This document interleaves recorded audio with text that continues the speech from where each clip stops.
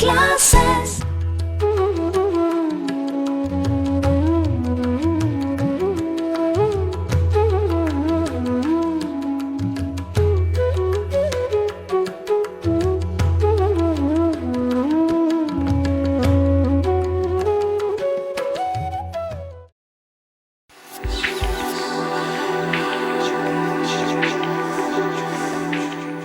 बेटा पिछले क्लास में हम लोग लिमिटिंग रिएजेंट को शुरू किया था पिछले वीडियो लेक्चर में। आइए हम उसी को कंप्लीट करते हैं। लिमिटिंग रिएजेंट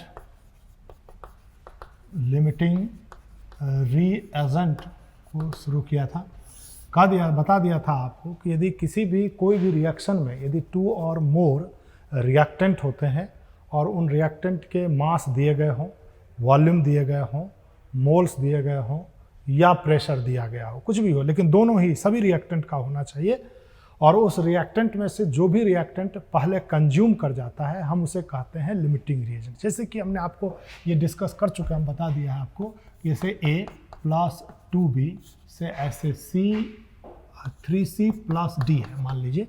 और यदि ये शुरुआत में t = 0 पर यदि ये 2 मोल है और ये मान लीजिए 3 मोल है, यहाँ पर मोल में दिया हुआ है 3 मोल है, तो मुझे ये तय करना है कि इसमें से लिमिटिंग कौन है। तो देखिए रिएक्शन का लैंग्वेज कहता है कि 1 मोल A को रिएक्ट करने के लिए B का कितना मोल चाहिए 2, तो 2 मोल A को रिएक्ट करने के लिए मुझे B का मोल कितना चाहिए, B का मोल कितना चाहिए 4 मोल चाहिए, जबकि है हमारे पास कितना मोल 3 मोल। तो इसका मतलब है मुझे रिक्वायर्ड है 4 मोल का, जबकि मेरे पास गिवन कितने मोल है 3 मोल्स हैं। तो इसका मतलब साफ स्पष्ट हो गया कि रिक्वायर्ड से कम है, इसीलिए हम इस B को कब बैठेंगे लिमिटिंग रिएजेंट, अर्थात ये पहले कंज्यूम्ड हो जाएगा।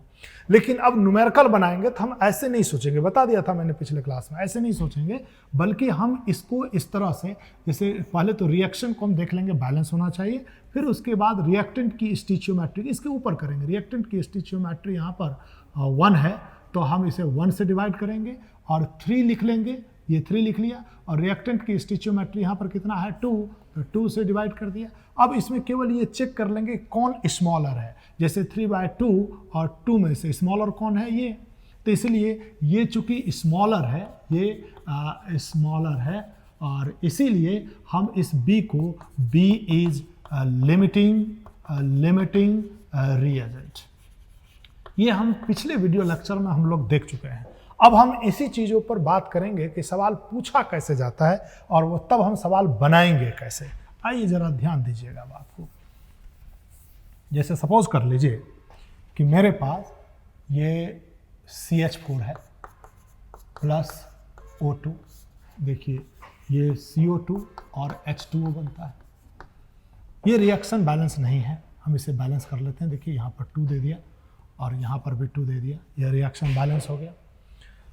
मुझे सपोज कर लीजिए कि मुझे गिवन है, दिया गया है, इस रिएक्टेंट का नंबर ऑफ यानी कह दीजिए मास दिया हुआ है 1.6 ग्राम और इसका मास दे दिया गया है सपोज कर लीजिए 3.2 ग्राम।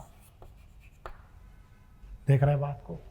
अब सबसे पहला काम तो हम लोग यहाँ पर क्या करेंगे कि यदि मोल में नहीं दिया हुआ है, किसी और चीज़ में है, खासकर मास में है, तो हम उसे मोल में कन्वर्ट कर लेंगे। जैसे 1.6 को मोल में बदलेंगे तो 1.6 को इसके मोलर मास 16 से डिवाइड कर देंगे, ये 0.1 मोल हो गया। और 3.2 को भी 3.2 मास है, इसे भी मोल में बदल लेंगे तो 32 से डिवाइड कर दिया तो देखिए ये भी 0.1 मोल हो गया। समझ रहे हैं इन चीज़ों को। अब मोल में हमने बदल लिया है। अब मुझे सबसे पहले तय करना है कि इसमें से लिमिटिंग कौन है। तो जरा आइए हम यहाँ पर लिखेंगे इसे 0.1 डिवाइडेड बाय, देखिए यहाँ की स्टिचियोमेट्री 1 है और 0.1 डिवाइडेड बाय यहाँ की स्टिचियोमेट्री 2 है, तो डिनोमिनेटर बड़ा हो गया, इसलिए ये स्मॉलर है, ये हमारा स्मॉलर है, ये स्मॉलर है। इसका मतलब साफ स्पष्ट हो गया कि O2 is limiting reagent. O2 हमारा क्या हो गया लिमिटिंग रिएजेंट। अब जरा आइए जरा गौर करिएगा ध्यान से। आफ्टर रिएक्शन, रिएक्शन के पश्चात, आफ्टर रिएक्शन के पश्चात कैसे लिखेंगे इसे, देखिए 0.1 सबसे पहला काम आप करेंगे, 0.1 मोल है, देखिए CH4 0.1 लिखा। अब ये रिएक्ट होगा, कंज्यूम होगा, तो यहाँ पर 1 है तो लिखेंगे ऐसे x, 0.1 माइनस x, ये इतना मोल ये बच गया मोल। अब इसके लिए लिखेंगे, देखिए ये 0.1 है और यहाँ पर देखिए रिएक्टेंट के आगे स्टिचियोमेट्री 2 है तो इसे लिखेंगे -2x। देखिए ये इतना मोल हो गया। अब इस CO2 के लिए लिख लेंगे, यहाँ पर 1 है तो लिखेंगे ऐसे x मोल, ऐसे लिख लिया, और यहाँ पर 2 है तो इसके कॉरस्पॉन्डिंग में लिखेंगे 2x मोल। देख रहे हैं बात को। अब जरा आप आइए, चूंकि O2 लिमिटिंग रिएजेंट है इसका मतलब ये पूरी तरह से कंज्यूम्ड हो जाएगा, तो इसलिए ये 0 कर देंगे। अब यहाँ से देखिए हम x का वैल्यू हम यहाँ से निकाल सकते हैं कि 0.1 माइनस 2x इक्वल टू 0, इसलिए x इक्वल टू 0.1/2, ये x का वैल्यू हो गया। अर्थात अब आपसे यदि पूछा जाए कि रिएक्टेंट लेफ्ट क्या होगा, कौन सा रिएक्टेंट बच जाएगा, तो जवाब हमारा क्या होगा CH4 लेफ्ट, और CH4 बचेगा। और अब आप बता दीजिए कि ये पूछा जाए ये कितना बचेगा, तो यदि पूछा जाता है कितना बचेगा तो मुझे लिखना चाहिए 0.1 माइनस x, अर्थात 0.1 माइनस 0.1/2 यानी 0.1/2 मोल लेफ्ट हो जाएगा। मास पूछा जाएगा तो फिर हम CH4 के मोलर मास से मल्टीप्लाई कर देंगे। पूछा जाएगा कि CO2 produced, number of moles of CO2 produced, कितना मोल CO2 बनेगा, तो देखिए ये x मोल बनेगा, अर्थात ये x मोल यानी हम लिखेंगे 0.1/2 मोल। x का वैल्यू कितना निकाल चुके हैं 0.1/2। आपसे पूछा जाए कि number of moles of H2O produced, H2O कितना बनेगा, number of moles of H2O produced, तो देखिए H2O कितना मोल बन रहा है 2x मोल बन रहा है, अर्थात हम यहाँ पर 2 × 0.1/2 इतना मोल बोल देंगे। अब देखिए यानी आपसे 4 तरह के सवाल यहाँ पर पूछे जा सकते हैं। पहले तो दे देगा CH4 और O2 दोनों का देखिए मास दिया हुआ है और मुझसे पूछा जा सकता है कि इसमें से लिमिटिंग रिएजेंट कौन होगा, 1 नंबर। दूसरे नंबर में मुझसे पूछा जा सकता है कि कौन बच जाएगा, तो हमारा जवाब होगा CH4 बच जाएगा। पूछा जा सकता है कि CO2 कितने मोल्स बनेंगे, तो हमारा जवाब होगा 0.1/2 मोल बनेगा। H2O कितने मोल बनेंगे 0.2 × 0.1/2 अर्थात 0.1 मोल H2O बनेगा। देखिए मास में पूछा जाएगा तो हम सभी मोल को क्या करेंगे, मोलर मास से मल्टीप्लाई करके मास निकाल लेंगे। तो इतनी सारी चीज़ पूछे जा सकते हैं। जैसे आइए हम एक सवाल लिख रहे हैं, इसके ऊपर ज़रा ध्यान दीजिएगा। तो हम बस केवल क्या कर रहे हैं कि रिएक्टेंट की संख्या को बढ़ा दे रहे हैं। जैसे मुझसे सवाल कहा जा गया है, क्वेश्चन है 2 ग्राम आयरन, 3 ग्राम 2 ग्राम जिंक कर लीजिए, 3 gram iron and 4 gram sulphur react to produce ZnFeS2 whole twice. Calculate the maximum number of moles of ZnFeS2 whole twice will produced.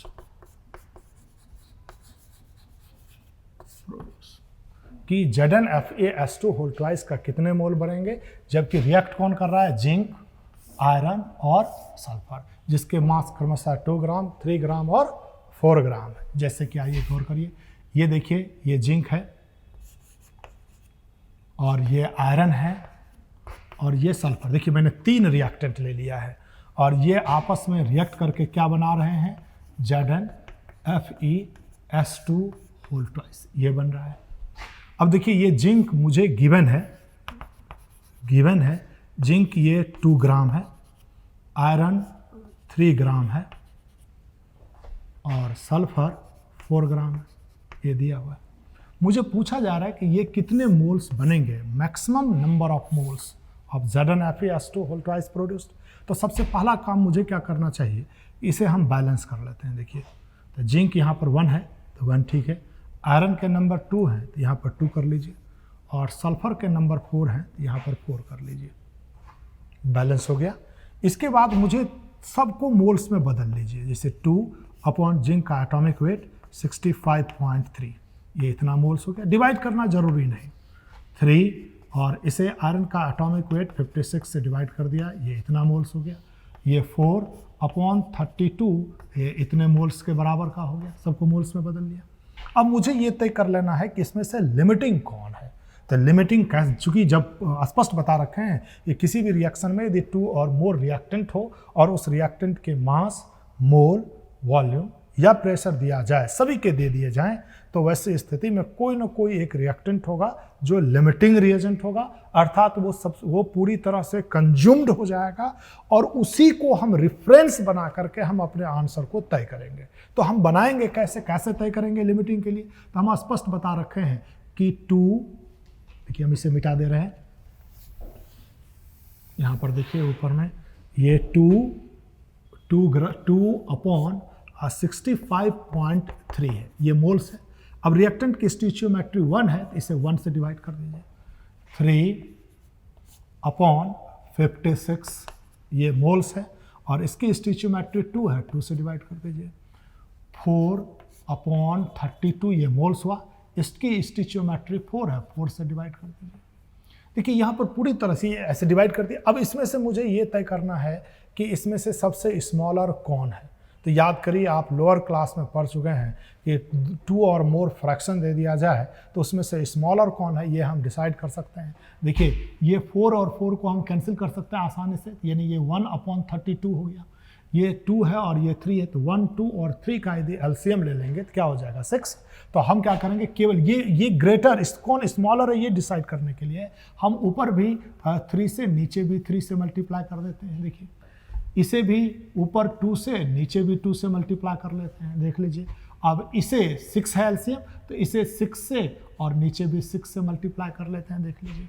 अब आप यहाँ पर केवल तय करना है कि जिसका डिनोमिनेटर सबसे बड़ा होगा वो सबसे स्मॉलर हो जाएगा। तो डिनोमिनेटर में देखिए 65 इंटू 3 करेंगे तो 60 इंटू 3 कितना हो जाएगा 180, 60 इंटू 3 कितना हो जाएगा 480, और 5 इंटू 3 कितना होगा 15। तो 480 में 15 ऐड कर देंगे तो 495 इसका डिनोमिनेटर हुआ।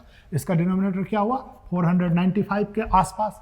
ये देखिए ये 56 है और ये 4 है, तो 50 को 4 से मल्टीप्लाई कर देंगे, बता दीजिए 50 को 4 से मल्टीप्लाई कर देंगे तो किसके बराबर हो जाएगा 200। एक सेकंड, 60 को 3 से मल्टीप्लाई करेंगे 180, और 5 और 3 को मल्टीप्लाई करेंगे 15, यानी 195। और यहाँ पर 50 को 4 से मल्टीप्लाई करेंगे 200, और 6 को 4 से मल्टीप्लाई करेंगे 24, तो 224 के आसपास हो जाएगा। और फिर आ जाइए यहाँ पर 32 को 6 से मल्टीप्लाई करेंगे तो 6 इंटू 3 होगा 180, और 6 इंटू 2 192 के आसपास डिनोमिनेटर हो गया।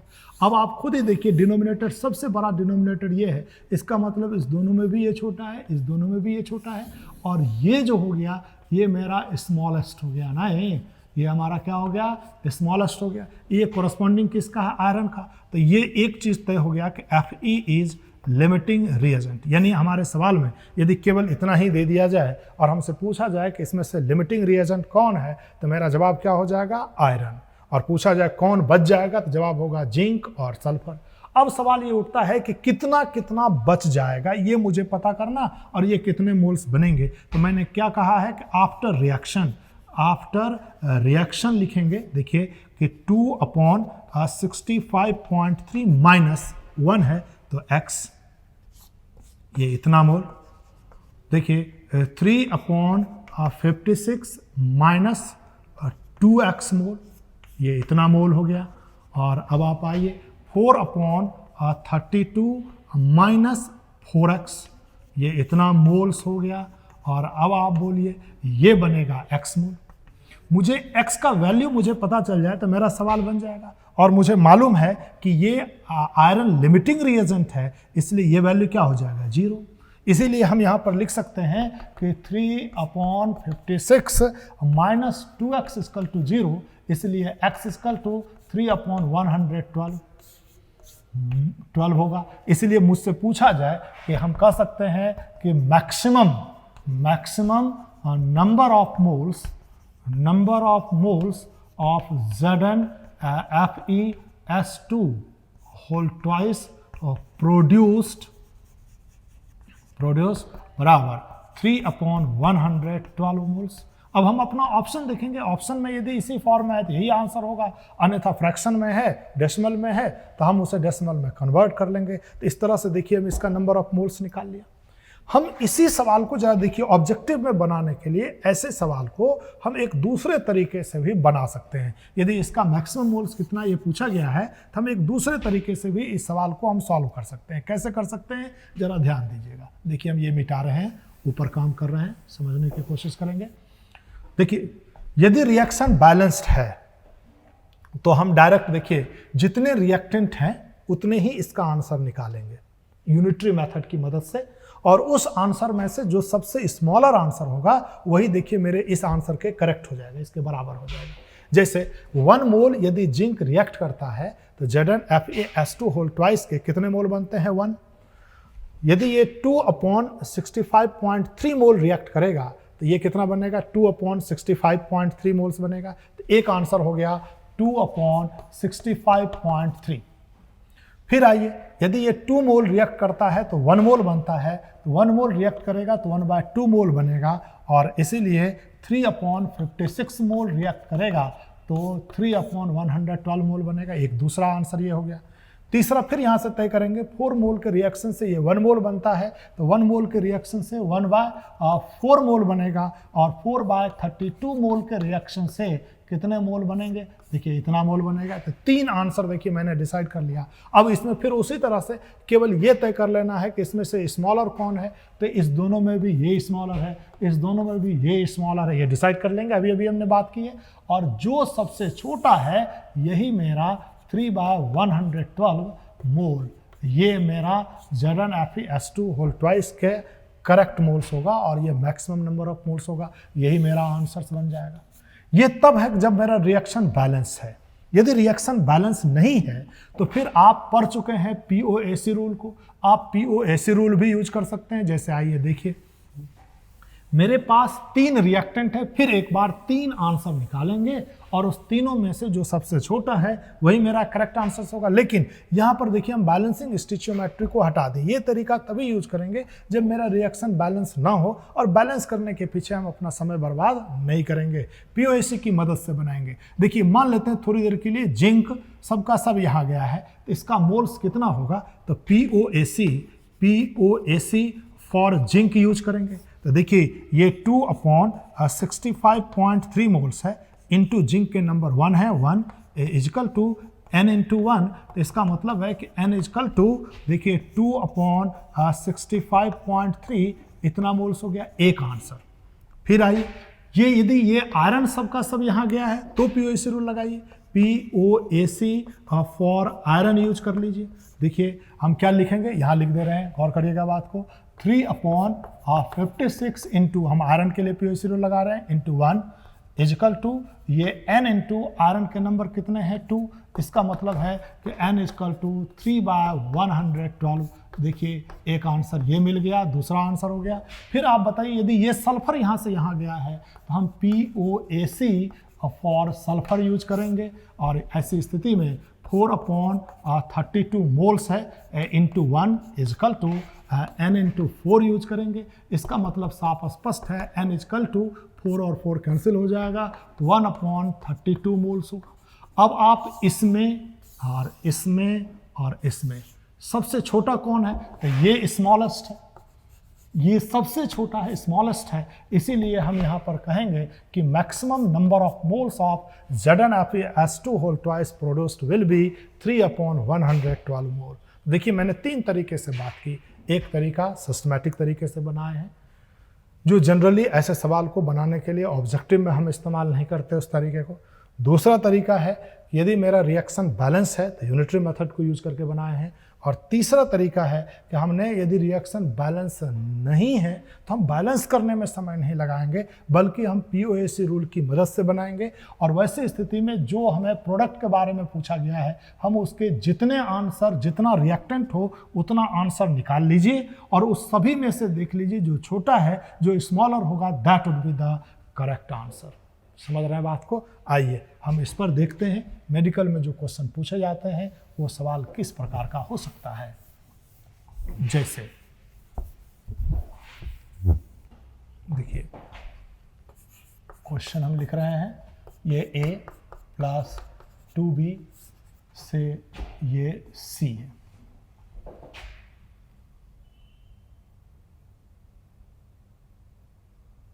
Five mole A and 4 mole B react to produce first option 5 mole C, second option 4 mole C, third option 2 mole C और फोर्थ ऑप्शन 8 मोल C। देखिए हमने यहाँ पर क्वेश्चन एक लिखा है। मेडिकल में इसी तरह के आसान से क्वेश्चन पूछे जाते हैं, कोई बहुत कठिन नहीं होता। इस सवाल को आंसर बनाना है तो मुझे देखिए ये ऑलरेडी एक स्टिचोमेट्री दिया हुआ है, इसका मतलब ये रिएक्शन एक बैलेंस इक्वेशन है। अब आप बता दीजिए कि 1 मोल A के रिएक्शन करने से C के कितने मोल बनेंगे? 1। तो 1 मोल से 1 मोल बनेंगे, जबकि A का मोल है कितना? 5। तो 1 से 1 बनेगा तो A का मोल कितना बनेगा? 5। तो एक देखिए A बनेगा, C बनेगा और 5 मोल, एक आंसर हो गया। फिर अब देखेंगे कि 2 मोल B के रिएक्शन से C के कितने मोल बनते हैं? 1। तो 1 मोल से बनेगा 1/2 मोल, और इसलिए 4 मोल से बनेगा 1/2 × 4, यानी आप देखिए 2 मोल बनेगा। C का कितना मोल बनेगा? 2 मोल। अब बता दीजिए 5 और इस 2 में स्मॉलर कौन है? 2, इसीलिए 2 would be the correct answer. इसलिए हम कहेंगे कि मैक्सिमम नंबर ऑफ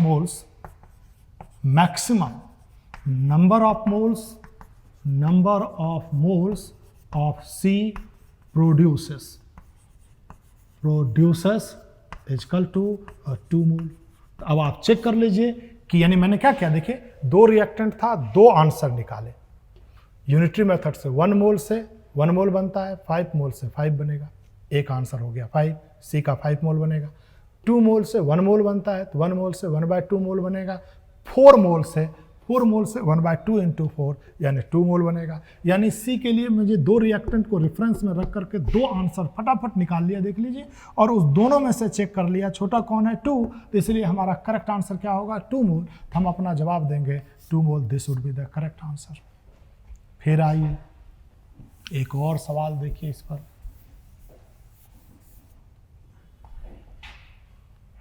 क्वेश्चन है 0.5 मोल BaCl2 and 0.2 mole Na3PO4 react to produce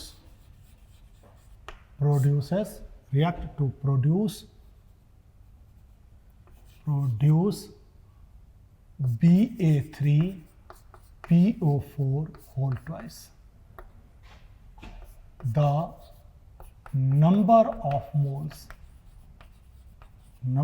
mole of Ba3PO4 whole twice will produce। पहला ऑप्शन है 0.5 मोल, दूसरा ऑप्शन है 0.5/3 मोल, तीसरा ऑप्शन है 0.2 मोल और फोर्थ ऑप्शन है 0.1 मोल। मुझे इन सब में चेक करना है कि कौन सा सही आंसर है। तो मुझे क्या करना है, देखिए ये BaCl2 है, ये रिएक्शन कर रहा है Na3PO4 से, इससे बन रहा है Ba3PO4 होल ट्वाइस। देखिए ये जरूरी नहीं कि हम पूरा रिएक्शन लिखें, ये आवश्यक नहीं है। इसका मोल देखिए दिया हुआ है 0.5 मोल, और ये देखिए ये 0.2 मोल ये दे दिया गया है आपको। मुझे इसका मोल्स पूछ रहा है। एक बार फिर हम बैलेंस भी नहीं करेंगे, रिएक्शन को भी कंप्लीट नहीं करेंगे, मुझे बस केवल ये चेक करना है कि इस दो रिएक्टेंट है तो हम इस n का 2 आंसर निकालेंगे और उस दोनों में से जो स्मॉलर आंसर होगा वही हमारे लिए करेक्ट आंसर होगा। अब आइए चेक कैसे करेंगे, तो हम इसके लिए POAC रूल यूज करेंगे। अब जरा देखिए कि यदि हम ये मान लें, इसे मिटा रहा है, देखिए यदि इसका ये सारा का सारा बेरियम यहां पर गया है तो हम POAC रूल बेरियम के लिए लगाएंगे। किसके लिए लगाएंगे? POAC फॉर बेरियम यूज करेंगे।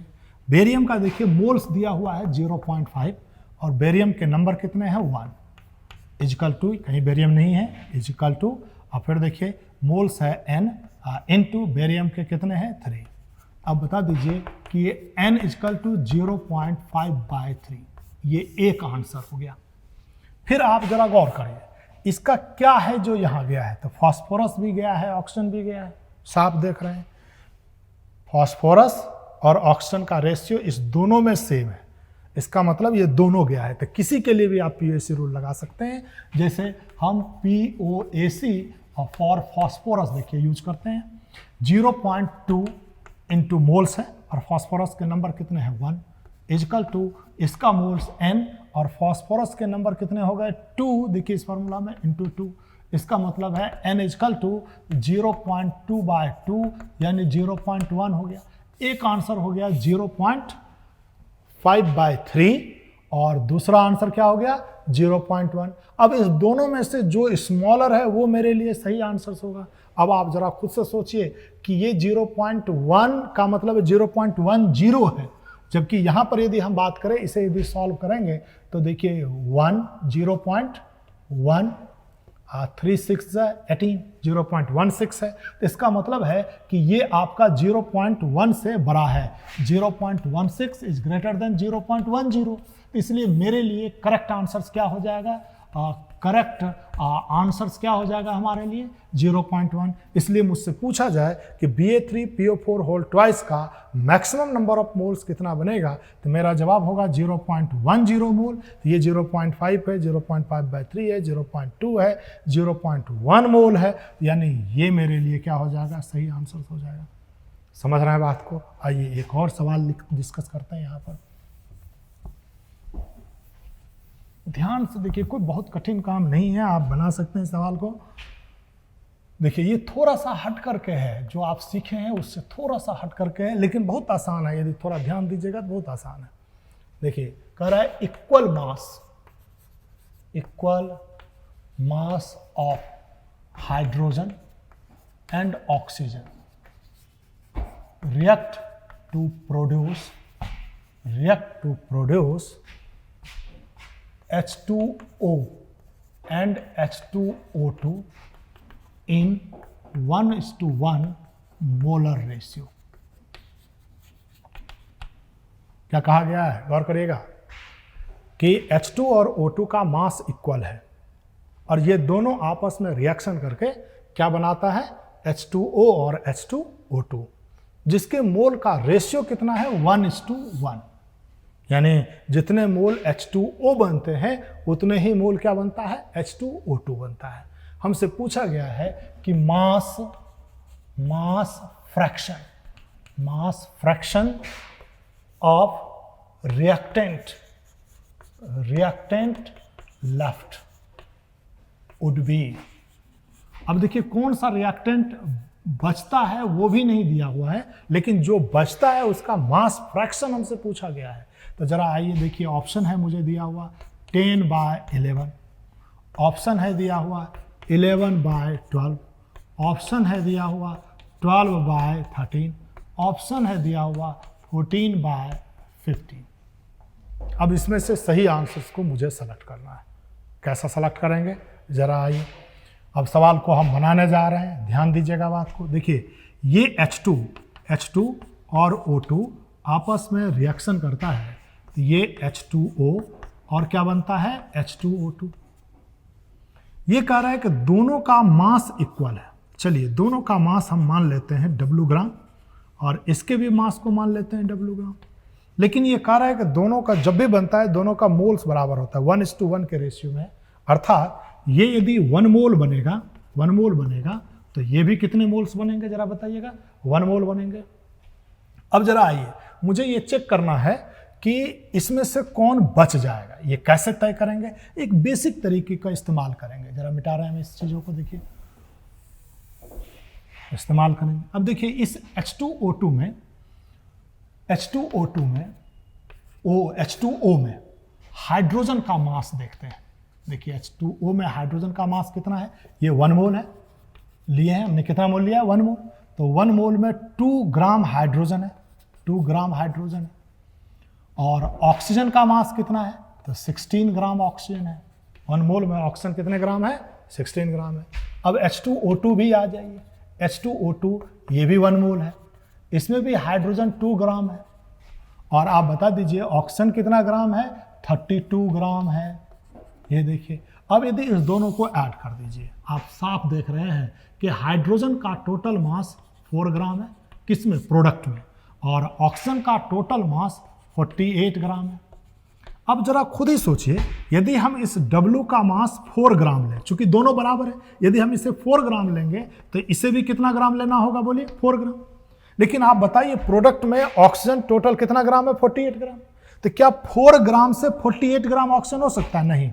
इसीलिए हम ये 4 ग्राम नहीं ले सकते। लेकिन यदि हम इसे 48 ग्राम और इसे भी 48 ग्राम लें, तो ऐसा हो सकता है कि इसके 48 ग्राम में से प्रोडक्ट में हाइड्रोजन कितना ग्राम गया, 4 ग्राम, और इस 48 में से प्रोडक्ट में ऑक्सीजन कितना गया, 48 ग्राम। तो इसका मतलब है कि ये 48 में से 48 चला गया, अर्थात ये बचा 0 ग्राम। इसीलिए हम यहाँ पर कहेंगे कि O2 इज लिमिटिंग रिएजेंट।